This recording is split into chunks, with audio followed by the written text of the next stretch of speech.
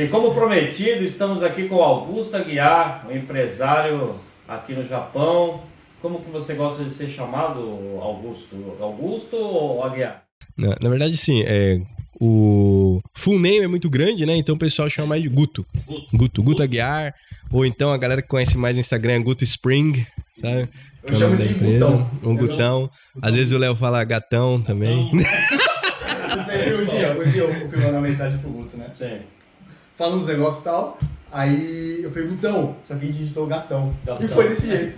Ele gostou. Que coisa é essa, lá? A falha do engano aqui. Logo você. E Guto, qual é a sua área aqui no Japão? Você é empresário, né? Uhum. Qual é a sua área? Eu digo assim, que não é nem hoje como a gente está empreendendo em mais de um país, a base é aqui no Japão. Mas a gente está empreendendo, a gente empreende principalmente Brasil e Japão, são os dois países principais, mas a gente tem operação na Austrália, na Nova Zelândia, em Londres e nos Estados Unidos, né? Então, tipo, não é mais só Japão, né? Antes da pandemia, a gente estava empreendendo em 7 países. Né? 7 países? 7 países. Antes do Covid. Antes da pandemia. Senão cai. Né? Agora acho que tá menos. Não, acho que tá. Mas, educação, cara. Educação e desenvolvimento pessoal. Isso só inglês, Guto? Não. É que o inglês ele é o carro-chefe, né? A Spring School ela foi fundada para... com base de disseminar o inglês aqui no Japão, certo. Porque tem uma necessidade horrenda aqui, né? Tipo, o japonês não fala inglês. Quando fala mal. Cara, o japonês assim, misturado com o inglês, né? É o eigo, né, que a gente fala, né? Não é nem inglês. Mas quando o japonês... Eu conheço alguns japoneses que falam, né? E toda vez que eu chego como japonês, eu falo assim... E eu começo a falar inglês com eles... É batata. Eu não pergunto assim, nossa, que legal, quanto tempo você estudou? Não pergunto nada disso. Pergunto assim, qual país que você viajou? Porque eles não aprendem no Japão. Até hoje, com 20 anos morando no Japão, conheci dezenas, centenas de japoneses, nenhum aprendeu inglês no Japão. Todos fizeram intercâmbio, todos estudaram fora, todos moraram fora. Porque é tão distante o japonês do inglês que ou o cara... tem que estudar numa escola internacional aqui desde pequeno, que aí é uma possibilidade, ou o cara tem que sair pra fora, não tem jeito. Né? Então, japonês é isso, né? Mas é isso, a gente começou no inglês, né? E hoje a gente tá com inglês, idiomas no geral, então inglês, japonês, francês, a gente tem aula de francês, espanhol, italiano, chinês, mas, não pode dizer, o carro-chefe é o inglês e o japonês, né? Sendo que o inglês ainda é o mais forte. E a gente tem também supletivo, faculdade, curso técnico, né? Faculdade também. Então, tudo que é relacionado a desenvolvimento pessoal. A gente traz a galera para palestrar, a gente apoia eventos também. Tudo que for, o pessoal que é da área já sabe que é voltado à educação e desenvolvimento pessoal, pode me chamar, pode chamar Spring, que a gente tá dentro. Vai muito além ali de apenas uma escola de línguas, então, né, Guto? Muito além, né? Muito além, é muito mais, né? E você tem outros negócios ou... Pra caramba. Caramba, tem muito negócio. Você é um empresário que atira pra todo lado? É que assim, tem que ter sinergia. Que eu ensino pra galera que tem que ter sinergia. Não adianta bater com o outro. Tem que ter uma conexão. Se não tiver uma conexão, é bobagem, né? Aí eu invisto, é diferente. Então eu tenho, por exemplo, investimento em startup, que não é da minha área, entendeu? Então aí eu invisto, é diferente. Mas em termos de mas em termos de empresas, todas as empresas que a gente tem, a gente costuma explicar que é assim, que a Spring é Spring Kabushiki Gacha, aqui no Japão, é assim, Spring Kabushiki Gacha. Então ela é o umbrella, ela é o guarda-chuva. Kabushiki Gacha seria o LTDA, limitada, né? LTDA. Seria o Spring limitada, né? E ela é o umbrella, ela é o guarda-chuva. Então, embaixo dela tem as outras empresas. Entendeu? Então, é como se no Brasil tivesse aberto um CNPJ, a gente tem outro. No Brasil é outro CNPJ da Spring. A gente tem o CNPJ da Spring no Brasil. No Brasil. E a gente tem... outra empresa, né? Embora seja a mesma, é outra empresa, né?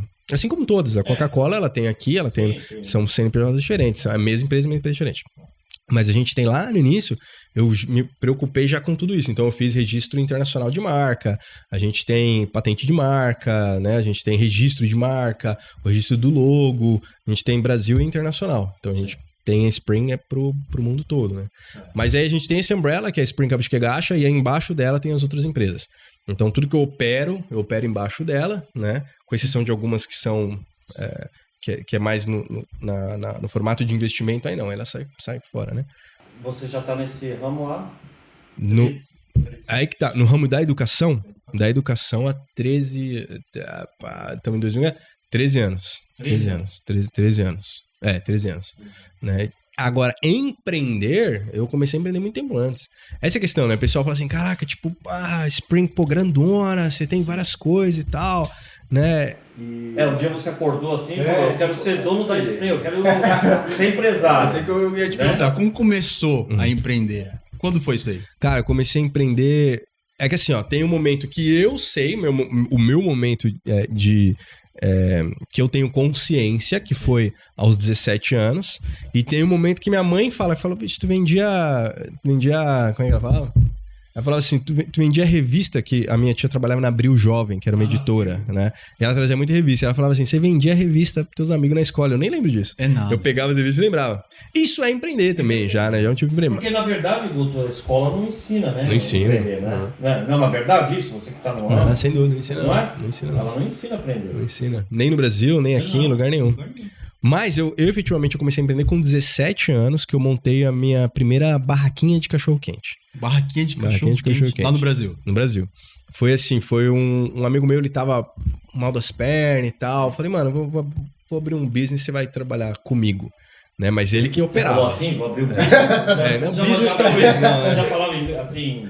Não, já tinha uma noção legal de inglês já. Mas eu não falava assim, que nem hoje a gente fala... a gente mistura. Mistura demais, mas naquela época eu acho que eu falei, vou abrir um bagulho.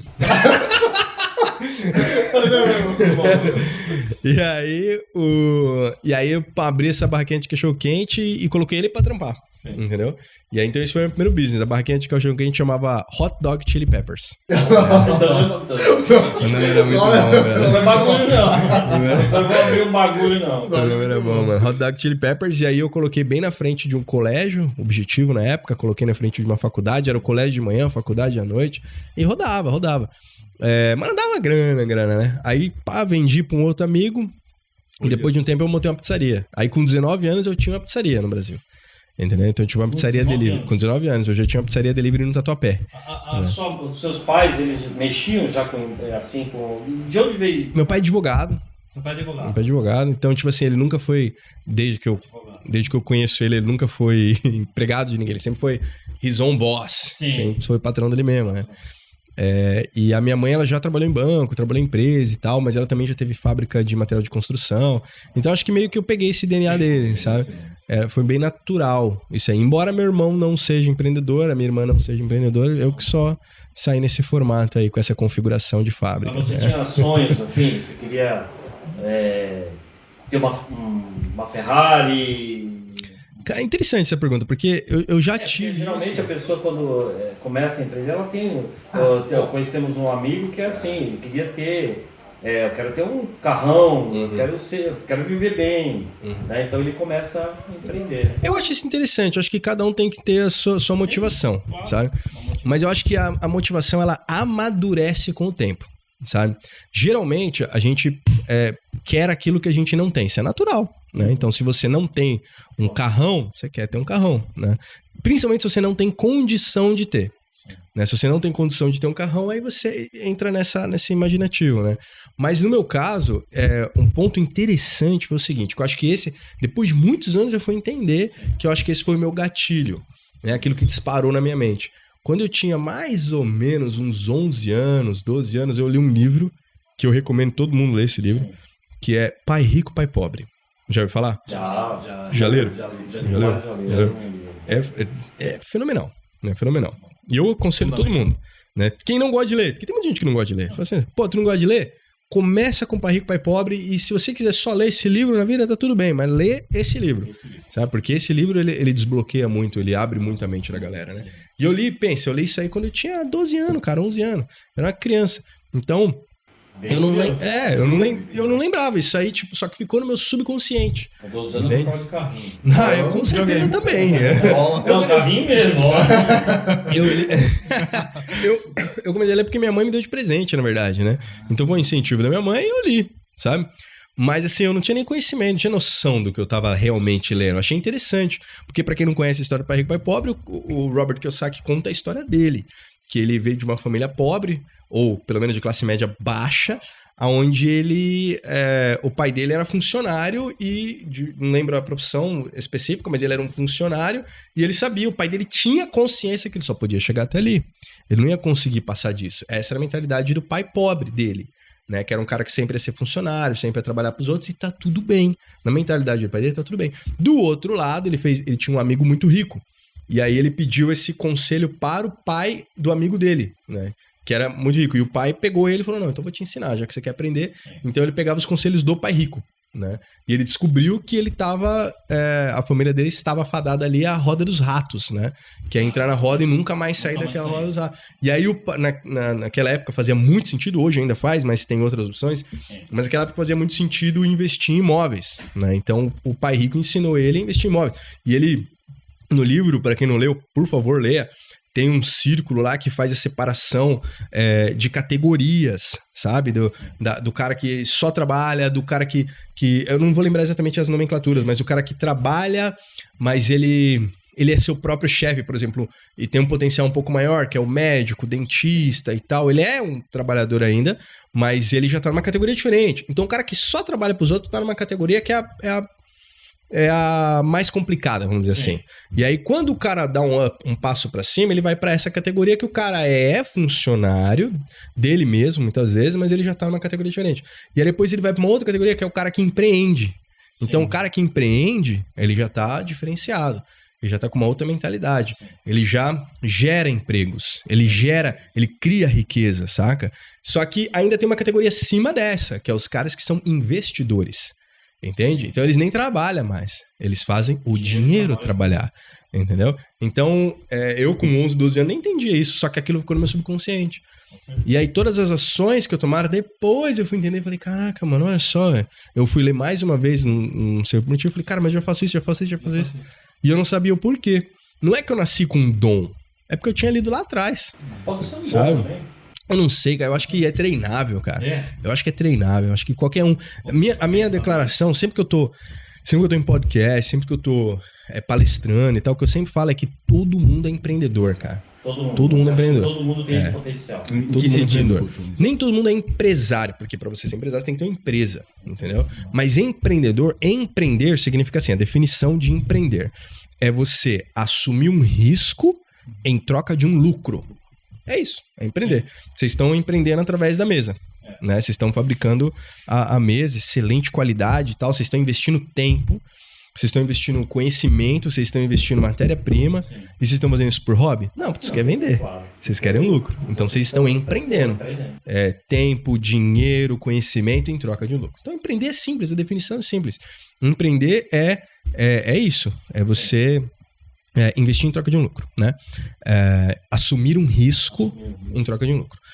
Todos os decassegues, todo mundo que veio aqui pro Japão é empreendedor. Sem exceção. A não ser quem nasceu aqui. Ou quem veio arrastado. É verdade. Todos. Por quê? Todo mundo assumiu um risco em troca de um lucro. Saca? Todo mundo falou assim, cara, vou lá pro outro lado do mundo. Vou lá pro Japão.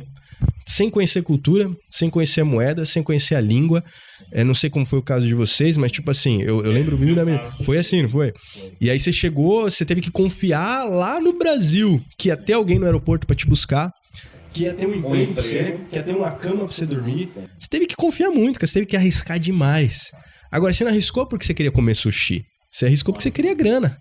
Então você empreendeu, você assumiu um risco em troca de um lucro. Fora que teve que pagar, né? E fora que você teve que investir. Pois Na época não era... Pois é, então essa é a definição de empreender. Dá pra gente ir mais simples, quando você vai pra dentro de uma fábrica, quando o cara tá indo pra dentro de uma fábrica que trabalha, ele está empreendendo. Mas como assim? Ele tá assumindo um risco, porque ele tá indo colocar a vida dele ali, o tempo dele, sabe? Pra trabalhar, correndo um risco. Sabe se o patrão vai pagar ou não? Sabe? Não sabe. É um risco também. Então, empreender tem etapas, sabe? Mas o que eu gosto de fazer é abrir a cabeça da pessoa e falar, mano, relaxa, você já é empreendedor. Você só precisa começar a empreender de maneiras diferentes, mais inteligentes, escaláveis, escalonáveis, de maneira que você tenha mais retorno, é só você ir mudando. E aí, de toda essa história, o maior prazer, um dos maiores prazeres que eu tive, foi justamente poder sentar na mesa do Robert Kiyosaki, que é o escritor. É nada. Eu Conta tava... essa história pra mim. Eu tava aqui no Japão, aqui no Japão, e um grande amigo meu, que o cara é o maior nome de PNL do Brasil, de programação neurolinguística, ele me ligou, ele falou, Guto, tô indo pro Japão. Falei, pô, que legal, Sam, vamos se encontrar, tal, vamos ter um negócio de, cara, eu tô indo pra Tóquio. Falei, Tóquio, velho, Tóquio é longe, mas eu vou lá te encontrar. E ele falou, então vai antes, que eu tô indo pro Wealth Master Congress, que é o Congresso Master de Riqueza, em português. Vou pro Wealth Master Congress. Vamos comigo lá? Eu falei, tá, deixa eu dar uma pesquisada. Aí entrei na internet, fui olhar, aí tava lá Robert Kiyosaki, Nadir Sanjira, que é o cara, só os caras top. Nadir Sanjira, o cara ele é conselheiro econômico de investimento da família real, da família de Dubai, só os caras, só, sabe? O cara maluco, assim, os níveis assim, que você fala, nossa, a Warren Buffett tava lá, que a Warren Buffett é filha do Warren Buffett, que é o maior investidor do mundo, ela tava lá também. Então, quando ele falou, já dei uma gugada, falei, deixa eu ver quanto que vai ser essa brincadeira, né? Pra eu ir num congresso desse. Não deve ser pouco, né? Aí, tipo, a primeira fileira tava esgotada, já. Né? A primeira fileira era mais cara, porque assim, é num hotel lá em Tóquio, a primeira fileira era um preço, a fileira do fundo, e aí, tão cheio o congresso, porque os caras são tão top, que você podia comprar mais barato no segundo andar, onde você só ia ver pelo telão, você não ia nem estar lá. Você tá no hotel que tá rolando o negócio, mas você tá no telão. Então tinha... Tipo, não, era a pior sala. Porque você não ia ver os caras. É a mesma coisa que você olhar no YouTube. No Zoom. Então, tipo, era a sala de cima, aqui e a de cima. E o primeiro que esgotou foi o da frente. A bagatela de 1 milhão de ienes por cadeira. E foi o primeiro que esgotou. 1 milhão de ienes. 2 dias de evento. Como se você pagasse 500 mil pra cada dia de evento. Cada dia. 1 milhão de... E esgotou. E aí, então, tipo assim, a da frente era 1 milhão, a de trás era tipo 350 mil, a de cima era 150 mil. Eu falei, caramba, liguei assim, sem chance, velho. Você tá maluco, mano? Não. Mas tem como não, velho. Tem como não. Daí ele falou assim, não, mano, tu vai comigo e tal. Daí eu falei, não, mas nem tem mais, não tem mais entrada. Ele falou, quem falou que você vai pagar, mano? Você vai comigo lá dentro, eu sou amigo dos caras, a gente vai almoçar com os caras, a gente vai ficar assistindo do backstage, a gente vai ficar lá dentro e tal. Eu falei, você tá de sacanagem. Ô, lógico! Depois eu mando pra vocês colocarem aí. E aí, isso é interessante, a parte do inglês é interessante. Então, aí teve... a gente passou 3 dias, na verdade. A gente chegou na sexta, ficamos sábado, domingo, todo mundo junto lá e tal. Os papos, assim, outro nível. Absurdo. Uma das meninas que tava na mesa com a gente lá, uma das investidoras, era chinesa. E ela chegando, trocando ideia com o Sam, falando, cara, acabei de comprar uma frota de táxi aéreo, né? Não sei quantos helicópteros e avião. Falei, nossa, velho. Outro nível. Árabe, né? E aí, cheguei lá e o Sam, a gente vai jantar lá com o pessoal, né? Mas já vamos jantar com o Robert, né? Com o Robert Kiyosaki. Falei, vambora, mano, vambora. E aí eu falei assim, cara, isso aqui são duas lições muito importantes que eu gosto de compartilhar pra galera. Primeiro, você tem que saber aproveitar as oportunidades. Então eu falei assim, cara, eu vou chegar lá, eu vou sugar tudo que esse cara tem de conhecimento. Vou sentar lá, vou fazer muita pergunta. Nem sei, não sei se eu vou ver ele de novo, então eu vou lá ficar conversando, vou sugar tudo que eu puder e tal, e vambora. E quando eu cheguei lá, né, o Sam é amigo dele, me apresentaram e tal. Foi, cara, li seu livro quando eu tinha 12 anos, mudou minha mente, aquela coisa de fã, né? Sim. E nem era fã do cara, mas eu tinha admiração gigante, né? Quem não conhece o Robert Kiyosaki, né? E aí eu sentei, comecei a conversar, e aí, antes de eu começar a fazer pergunta, ele virou e falou, mas me conta, você falou que você tem uma escola de inglês aqui no Japão, né? Mas você não é brasileiro? Mano, como assim? Você é um brasileiro e montou escola de inglês aqui? Mas qual que é o seu público? Tá, mas por que os brasileiros vem pro Japão? Como que é trabalhar numa fábrica? Como que... Ele começou a fazer pergunta atrás de pergunta. No meio, eu falei assim... Eu falei, caraca, mano, o cara tá aprendendo comigo. Não é? Eu que ia lá fazer pergunta, incrível, né? E o cara tava fazendo um monte de pergunta. Ele não parou um segundo, ele foi trocando ideia. E aí eu tirei essa lição, que tipo assim, não interessa com quem você vai aprender. Você sempre tem chance de aprender. Porque na percepção ali, pro cara não era nada, saca? Só que ele pegou assim, esse cara tem acesso a informações que eu nunca vou ter. Na mente dele, ele nunca vai entrar dentro de uma fábrica, ele nunca vai migrar pro Japão, então ele começou a fazer um monte de perguntas. Falei, caraca, isso aí foi a minha primeira lição. Segunda lição foi quando tava todo mundo da palestra, então os tubarão grande lá, só os multimilionários, bilionários na mesa, e só tinha eu e o Sam de brasileiro. tinha americano, tinha chinês, tinha japonês, tinha australiano, tinha bem umas 15 pessoas e tinha vários países. Como que a gente conversava? Inglês, cara. Se eu não tivesse inglês, eu jamais estaria sentado naquela mesa. Saca? Jamais. Entendeu? Então, a importância de você dominar o idioma, cara. Fundamental, né? É fundamental. Senão, eu não teria tido essa experiência. Não teria conversado com essas pessoas incríveis. Eu fui tsuyaku do Nadir Sendiha lá no evento. Depois do evento, ele me puxou e falou: não, Guto, vem cá, mano. Faz o tsuyaku, esses japoneses doidos aqui fazendo as perguntas e tal. O japonês não dominava bem. Japonês não sabia nada, né? Não é nada. Os japoneses tudo com coisinha. Os caras que estavam com a gente lá do evento sabiam, né? Mas eu digo assim, na hora que eles desceram do evento, o pessoal que tava assistindo. Sim. Eu não sabia. Tu desenrolou lá com... Aí, né, já fiz um networking ali Absurdo. pesado. E agora, você está satisfeito com o seu negócio? Com o seu... Eu tenho uma frase que eu ouvi uma vez e pra mim ela faz muito sentido, que é o seguinte: satisfeito sempre. Eu tô sempre satisfeito. Agradecido. Exatamente, que é nesse sentido de, pô, que delícia, né, cara? Chegamos até aqui, tanta coisa maravilhosa que a gente fez e tal, então, pô, tô satisfeito. Conformado nunca. Então, o que é conformado? É você tá dentro de uma forma, você não sair mais dali. Entendeu? Você fala assim, pô, cheguei aqui e tá aqui, tô conformado. Então, eu tô sempre feliz com onde a gente chegou. Mas não quer dizer que eu vá ficar onde eu tô. Tô feliz onde eu tô, mas a gente tem planos pra continuar crescendo muito. Então, that's the goal. Essa é a meta, né? Mas só pra voltar um pouquinho na tua pergunta, que isso tudo que eu conversei foi, você falou assim, pô, mas e se tem sonho de um carro e tal? Eu acho que isso passa depois com o tempo, sabe? Ele passa, porque essa semana... Você já tem, você então, pode ter. Exatamente, né? O poder ter, o acesso, saca? É mais importante do que você realmente, efetivamente ter, entende? Porque muita gente come essa parte do processo, vai lá e quer ter. Então se mete numa dívida, saca? Faz uma parada que não dá pra fazer, e aí se enrola todo e se lasca. Quando você tem acesso, você faz com muito mais tranquilidade. Né? Você procura com muito mais tranquilidade, porque você pode ter, entendeu? Com consciência, você calcula risco e principalmente se aquilo vai te dar algum retorno, saca? Por exemplo, hoje, eu falo isso abertamente, porque todo mundo sabe que hoje, beleza, já é o segundo Lexus que eu compro. O Lexus aqui no Japão é um carrão, né? Agora, mas por que eu tenho? Agora eu tenho realmente porque, mano, o carro é maravilhoso, extremamente confortável, o carro é top. Nossa, o negócio é maravilhoso, tá maluco? Dificilmente eu posso comprar um outro, mas eu sempre vou ter um Lexus na garagem, cara, o carro é maravilhoso.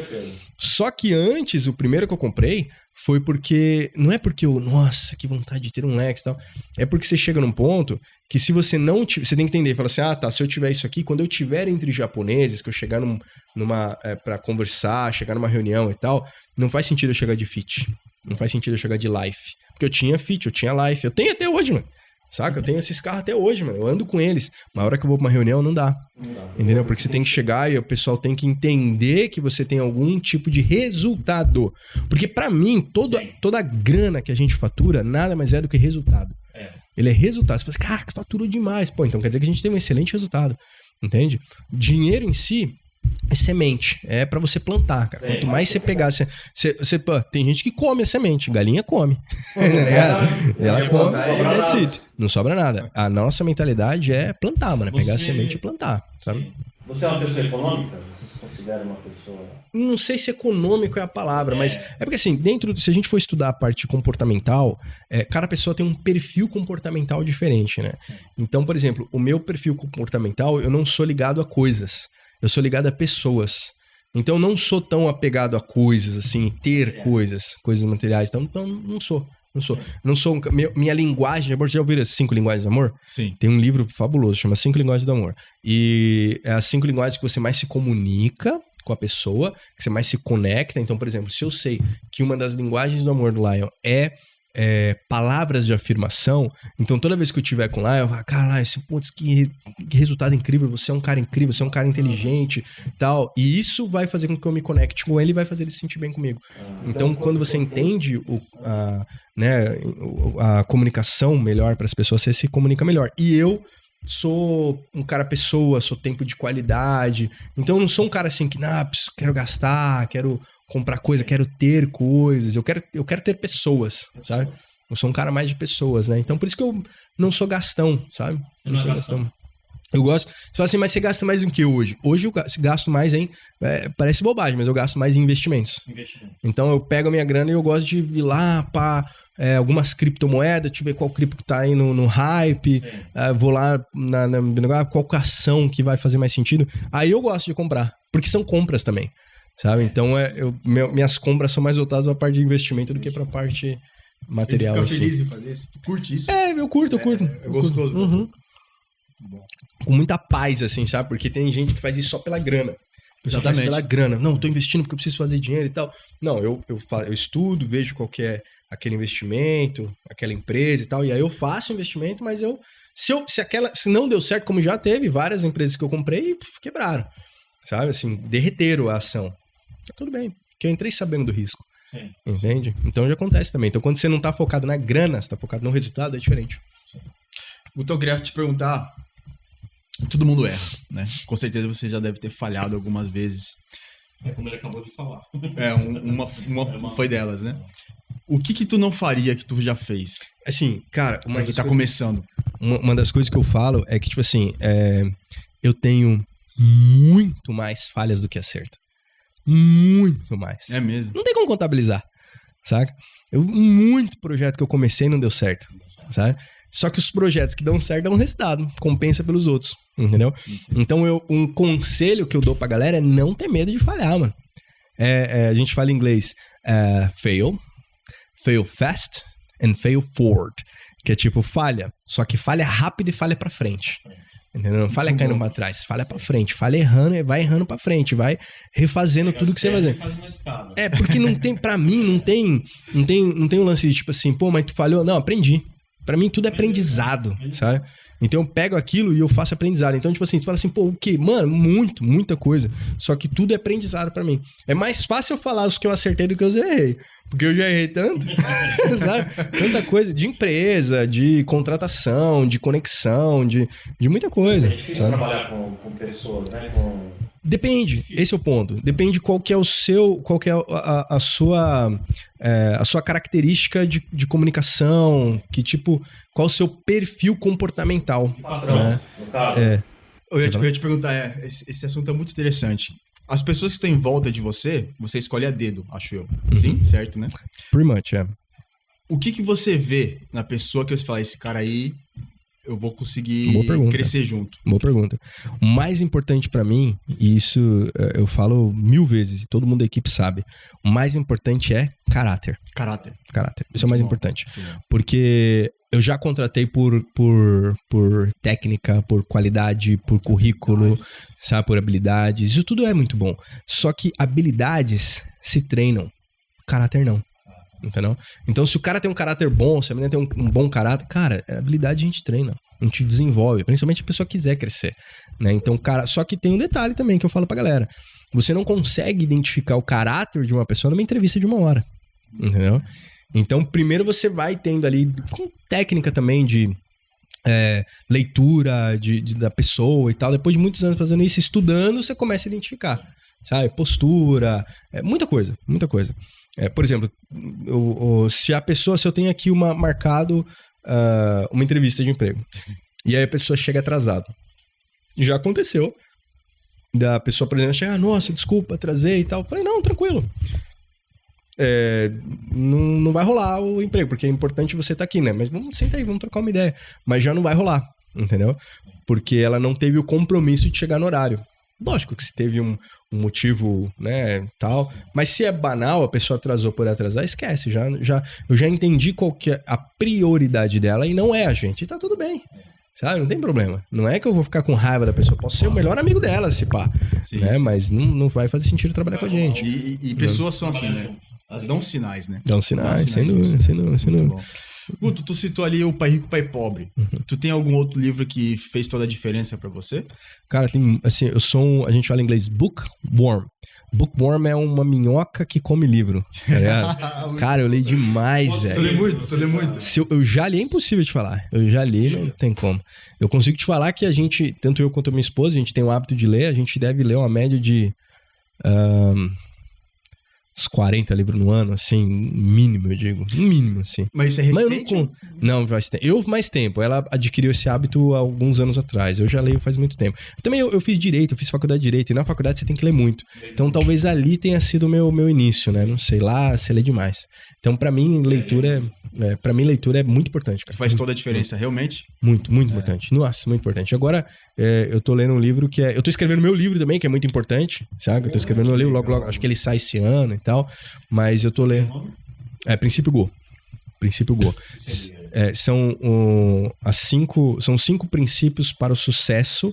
São 5 princípios para o sucesso na sua vida. São 5 áreas que a gente cobre. Né? Quando eu faço palestra, eu falo muito disso. Eu falo sobre os 5 princípios que você tem que defender na sua vida. A galera é muito perdida em relação a isso.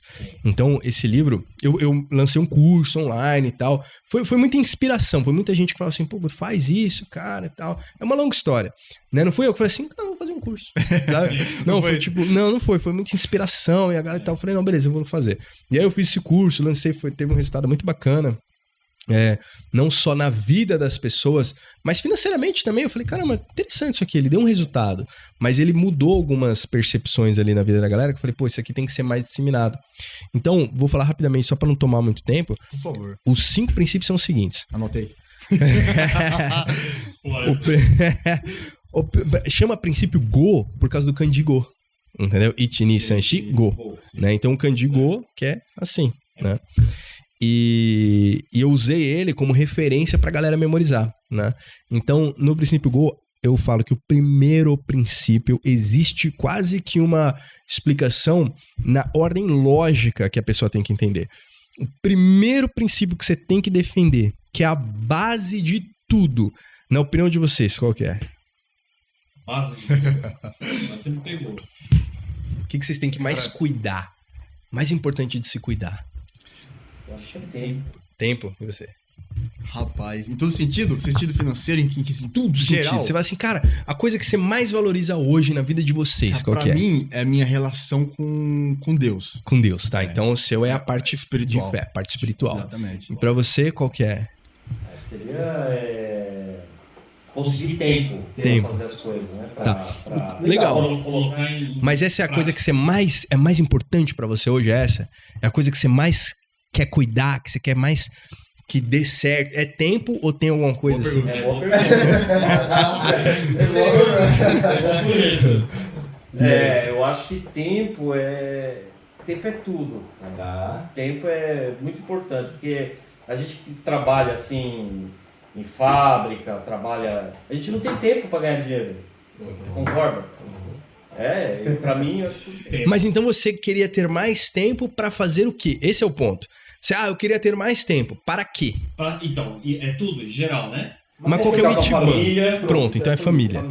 Porque foi o primeiro que você falou. Então, entendeu? Tá, então o tempo, ele vai ser uma ferramenta, ele vai vir na construção de regra pra defender o seu princípio. Então, tipo assim, você falou, cara, eu preciso criar tempo, eu preciso gerir melhor meu tempo, fazer uma gestão melhor, porque eu preciso de tempo pra família. Então, nessa hierarquia de valores, a primeira para você é a família, a primeira para você é a fé, né? A parte espiritual. No princípio Go, eu ensino, não tô dizendo que você está certo, tô dizendo o que eu ensino no princípio Go, que a base de tudo é a família. É a família. Eu falo que a base é a família.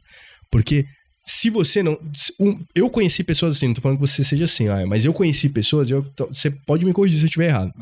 Mas eu conheci pessoas que colocavam, por exemplo, não a fé, mas a igreja na frente da família. Sim. Saca? A igreja... E aí colocava a igreja, a igreja é mais importante. Não Deus, né? Só que ele não fala que é Deus, que é a igreja. Ele fala que é Deus. Mas é a igreja, entendeu? É a instituição. E aí falava, não, mas eu tenho que fazer isso pra Deus. Eu tenho que estar na igreja todo domingo, não importa o que acontece. Mas teu filho tá doente. Não, mas eu tenho que estar na igreja.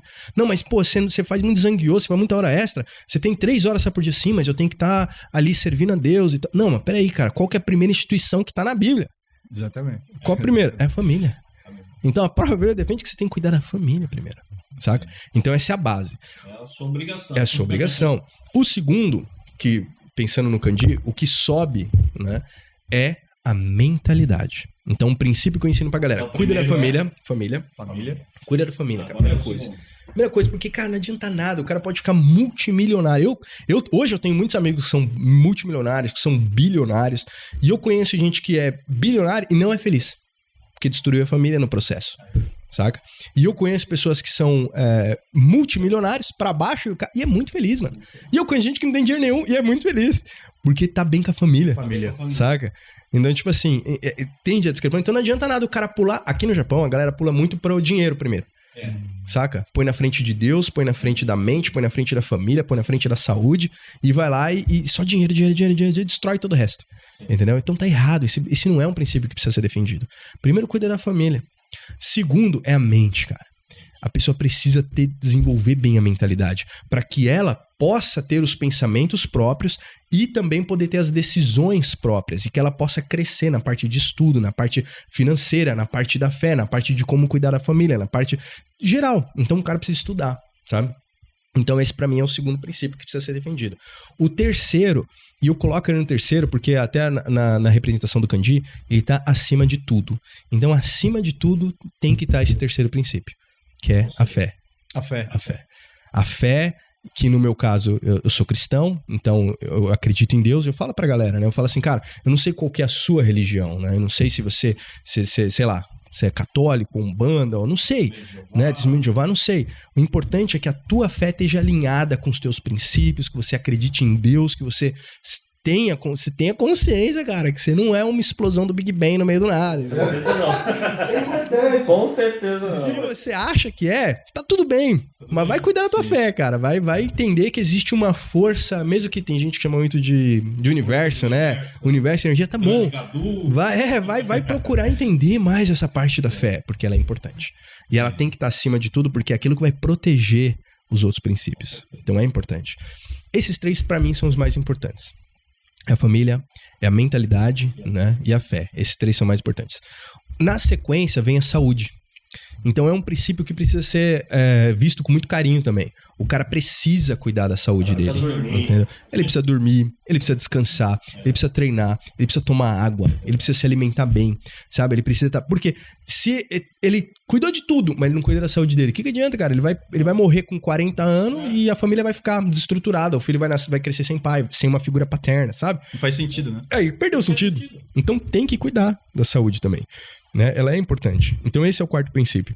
O último princípio é o mais fácil de todos, que ele vem de maneira muito automática, que é o financeiro. Ele também é um princípio. E é o mais fácil, por que você acha que é o mais fácil? Porque quando a sua família tá alinhada, o cara que cuida da família, sabe? O cara cuida muito bem da família, tem um relacionamento legal com a esposa, com os filhos, sabe? Tem a admiração da esposa, tem o respeito dos filhos, o carinho, o amor, da família como um todo. E eu falo isso até pra quem não tem família. E aí a gente fala relação irmãos, relação pai e filho, como vocês, relação mãe, em geral, família. O cara tá bem. E o cara investe em estudo. O cara estuda sobre empreendedorismo, sobre ações, sobre tudo. O cara estuda, o cara não sei. O cara tem fé, significa que ele tem princípios. Sim. Significa que ele vai operar sem ser malandro. Ele entende que ele vai plantar uma semente e aquela semente, uma semente de maçã vai dar uma macieira. Então ele vai plantar sua coisa boa. E aí o cara vai e cuida da saúde dele, sabe? Então ele tá bem para poder trabalhar mais ou menos, ele tá bem para poder viver mais. E aí, cara, o financeiro vai vir automático. É um cara que sabe a semente que ele vai plantar. Um cara que tem inteligência pra fazer escolhas certas. Um cara que tá coberto pelo espírito... Cara, não tem como, velho. Tu acredita? Sabe? Não tem como. É como se fosse o resultado desses quatro. É o resultado dos quatro. Muito bom. Entendeu? É o resultado dos quatro. Quero ler muito. E aí, dentro do livro, eu explico os princípios. E aí, eu explico o seguinte. Que todo princípios não podem ser quebrados. Então sua família não pode quebrar, tua fé não pode quebrar, tua saúde não pode quebrar. Então princípios não podem ser quebrados, né? Eles são inquebráveis. Só que para você defender os princípios, você tem que criar suas regras. Então você tem que ter regras, né? Para você defender os seus princípios. E regras, elas podem ser quebradas. Então existe ali um wiggle, que a gente fala, né? Tem um espaço para você se movimentar ali dentro, um jogo de cintura. Porque, por exemplo, eu vou na academia, um exemplo da academia, eu vou na academia todos os dias. Todos os dias, sem exceção. É de segunda a segunda, sabe? Guto, que nem eu tava falando pra você, tava falando pra você, Vadir, que eu tava falando que, pô, fiquei doente esses dias. Fui na academia, cara.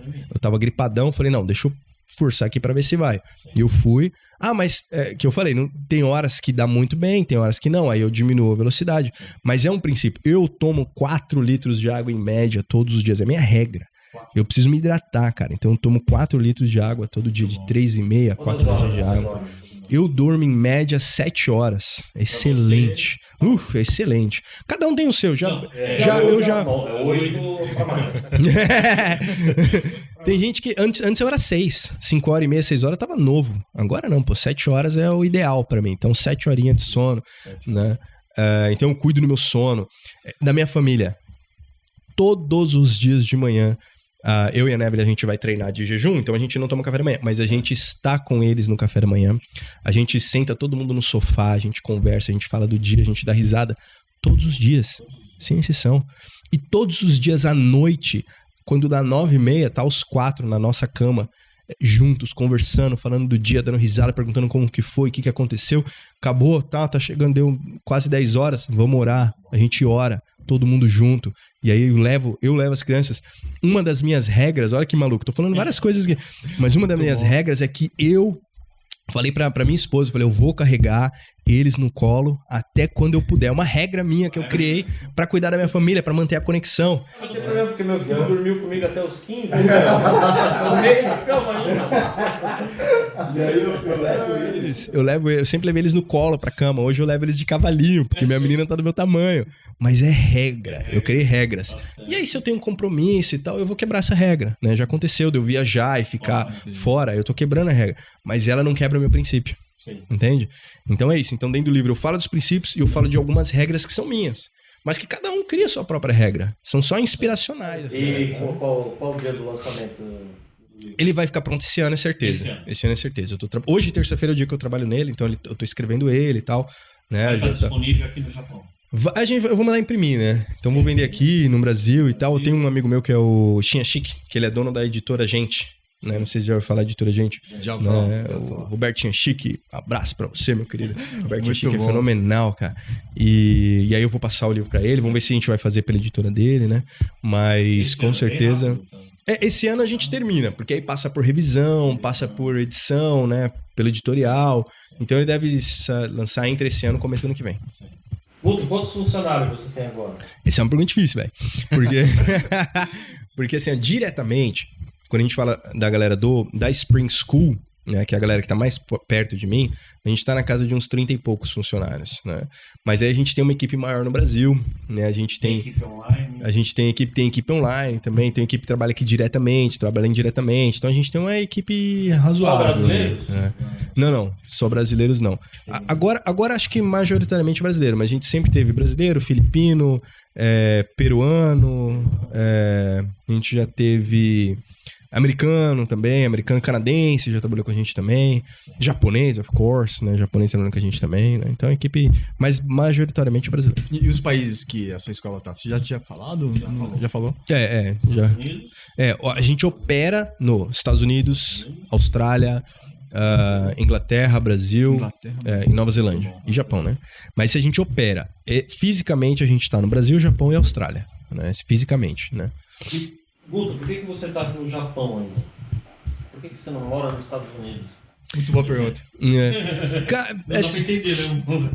É inevitável que a gente não vá ficar no Japão, mas ainda tem espaço e eu tô formando a equipe, né? Então hoje eu explico isso pra galera, que hoje eu sou CEO... a base é aqui, né? A base é aqui, exatamente.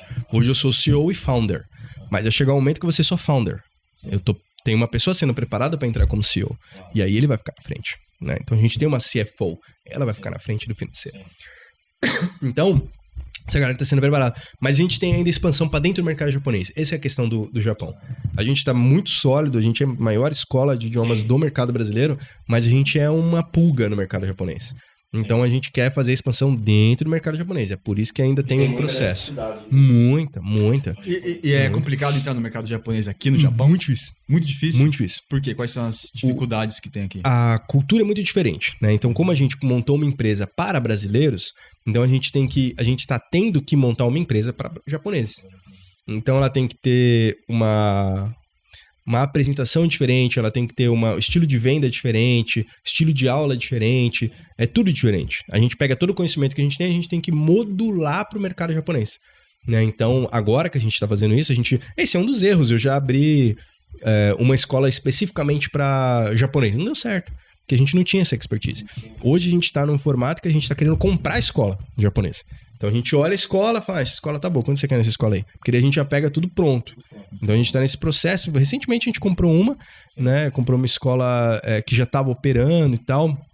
E aí no final a gente acabou optando por N motivos, em simplesmente fechar ela e pegar toda a expertise dela e não ficar com os alunos, e aí aportar numa outra escola, montar outras escolas.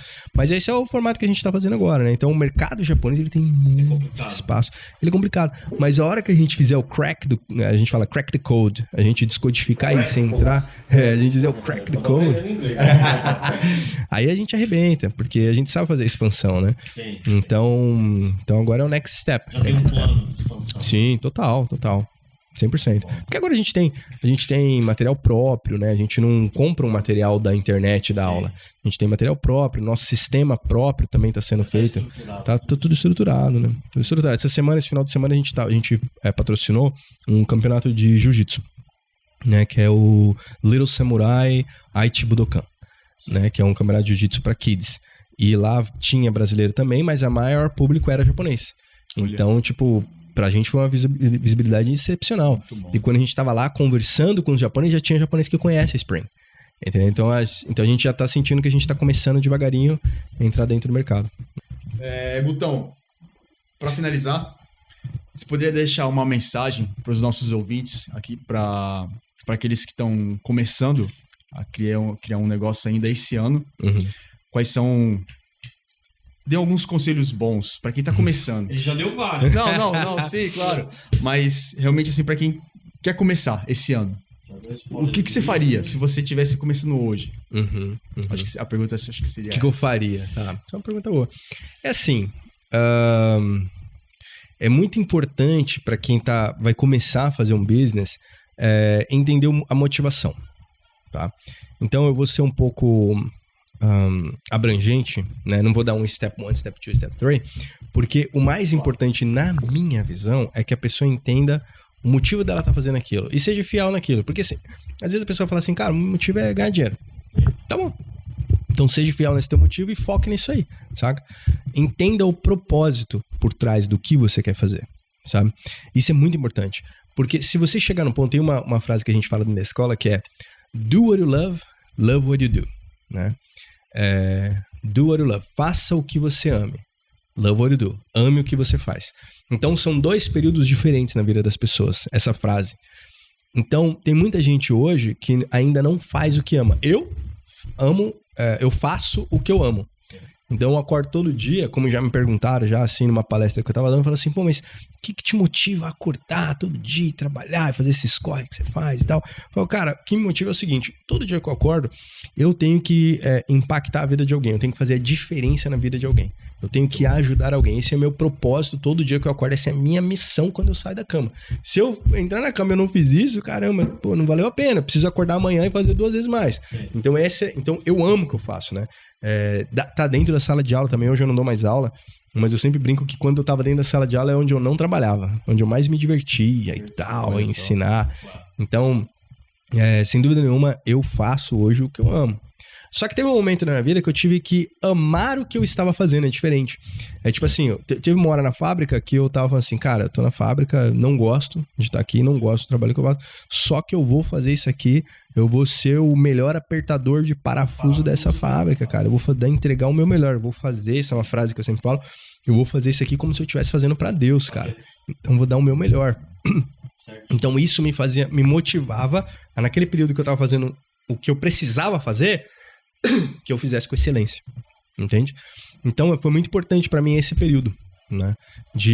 Essa diferença de amar o que eu tô fazendo e depois fazer o que eu amo. Uhum. Essa é uma parte importante. Agora,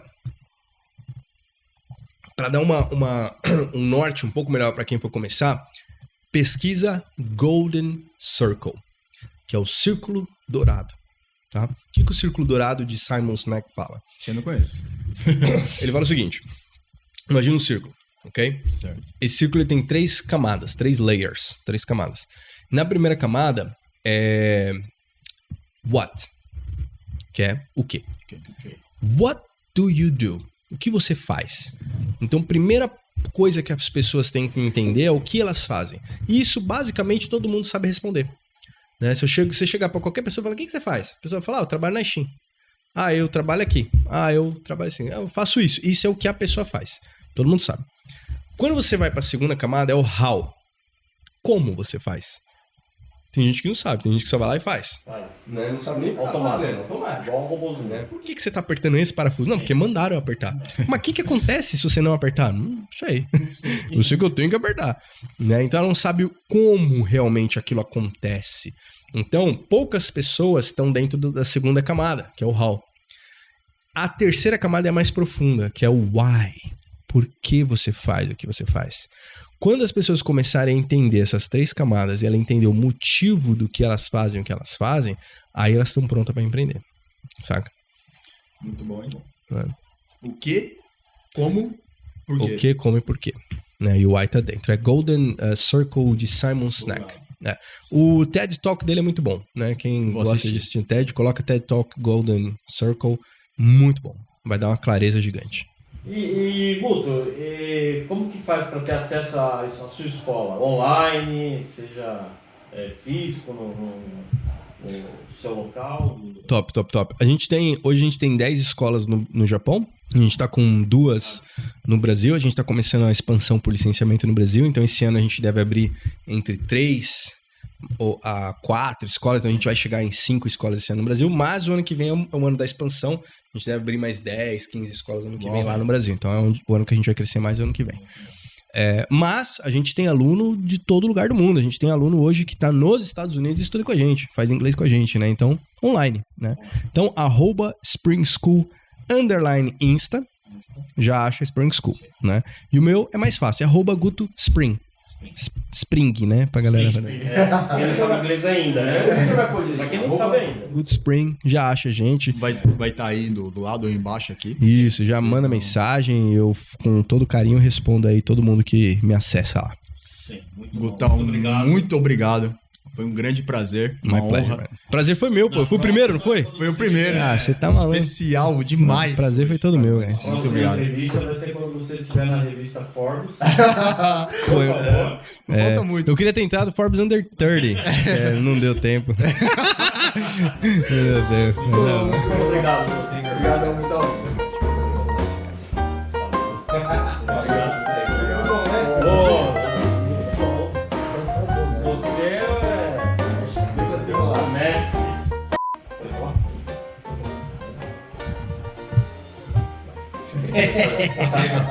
Não importa que ele vai cortar. Não corta não, editor. Deixa essa parte. Não importa. Frisou. Ele zoou. Vamos ver água.